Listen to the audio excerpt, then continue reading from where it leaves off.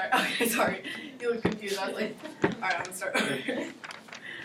I've never been the biggest of readers, so when I chose to do an oral interpretation speech, I wasn't really sure what piece of literature to reference. Naturally, I looked up lists of bestsellers based on the year, and when I came across the 2006 category, I came across this book that I didn't even realize was in my memory until I saw the cover. It was a book my mom used to read me when I was a kid, and it's called The Miraculous Journey of Edward Tulane by Kate DiCamillo. It's this story about a stuffed animal rabbit that has a conscience somehow, but he can't move or talk. The book follows his existence as he moves between a number of owners, each changing his perspective on the world. He starts out as a very self-centered conscience, but as the book progresses, he turns into a very caring soul. Mainly, the book portrays the idea that life is more about your attitude than about your possessions. I picked out a couple sections that highlight his life with two owners. So, once in a house on Egypt Street, there lived a rabbit who was made almost entirely of china. He had china arms and china legs, china paws and a china head, a china torso and a china nose.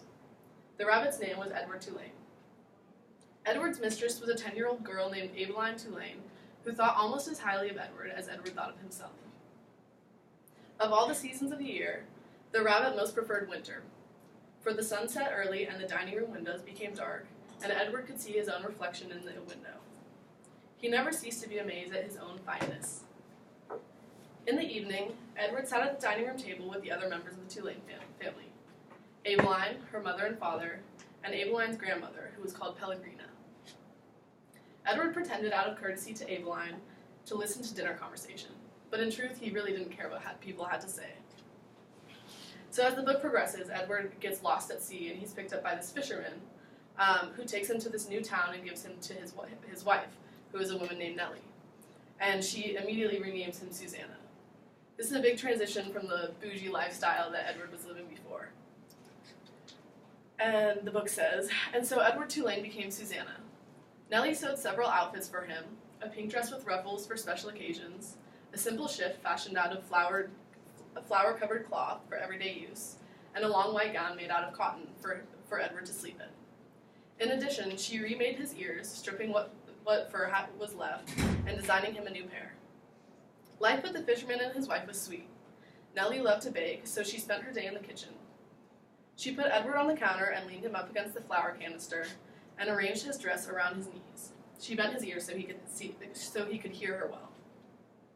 She told Edward about her children, her daughter Lolly, who was a secretary, and her boys Ralph, who was in the army, and Raymond, who had died of a pneumonia when he was just 5 years old. Nellie wiped at the tears with the back of her hands.